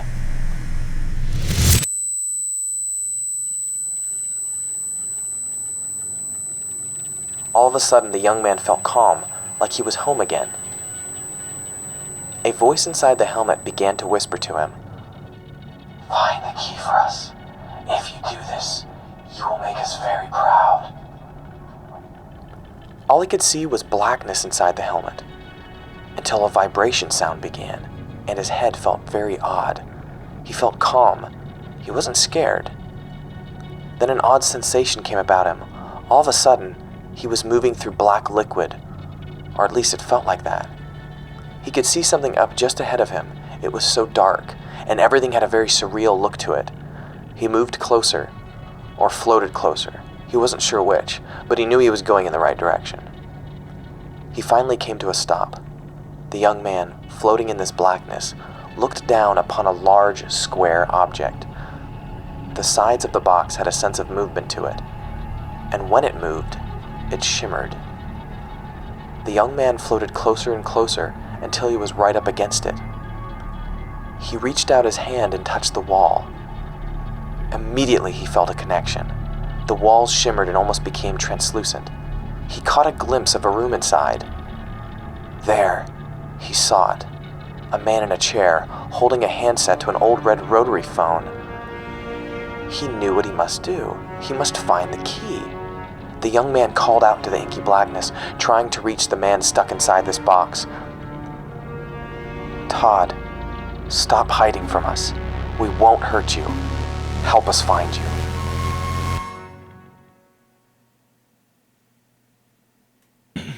That was The Room, Part 2. Of 10. Read, No! read and performed by Joel. Okay, the part that made me laugh so hard, I didn't even realize after I was just listening through, because I'm like, I'm not fixing anything, is I completely changed, like, well, I changed it probably a million times, but, like, it goes from, like, saying, I think it was like third person saying like how far the tunnel is. I was like, it's like maybe 100 feet. Like it just changed. Like I don't know what I was thinking, and I didn't even write that. I was just like reading it, and I like added my own words. Like, oh, I don't know, it's maybe like 100 They're all feet your long. own words, Joel. Well, I know, but I added my own words on top of my own words. Your words stabbed your words in the back. Your words were like, no, it's our turn. Your words had your chance. I will say there was someone that actually had a thought that's kind of close. Oh no, we're not getting the fan theories going. I don't know how I feel about that. It was someone. Why does someone say nipples and pepperoni? Or his nipples became pepperoni. Like what? I was like, what the crap? Jeremiah, your little head turn. I saw it out of the corner of my eye when Joel's girl voice going. That's why I was laughing. Because I saw Jeremiah go. It was. It sounds like a Wizard of Oz. The lollipop game. Decontamination. I had to close the chat so I could focus too. They're saying there's a distinct lack of Italian plumber. Or Italian Dracula. Well, that's the show, guys. I'm interested to hear the next 8 parts. I mean, give them a upvote. Upvote for Joel. Give us a like. Really helps us out. Leave a comment specifically telling Joel how much you enjoy this and how much you want him to keep making them. Toss out your theories. Fair. I want to hear your theories. Your fan theories. Your fan fiction. Or just your listener theories. They don't have to be fan theories. Oh, no. If you're listening to this, you're a fan. Oh, okay. If they made it this far into the podcast, they if you made it this far, you're a fan. Thank you, everybody, for coming out. Thank you for being a part of the show. As always, you can find us at casualshenanigans.com. You can tweet at casualshanaga. You can write into casualshenanigans@gmail.com. We'll not be live next week, but we will have an episode that goes up next week. So if you want to be a part of that, write in and let us know what are your best and worst or favorite or least favorite games of 2016. So thank you all for coming out. Thank you for being a part of the show. And until next time, stay casual.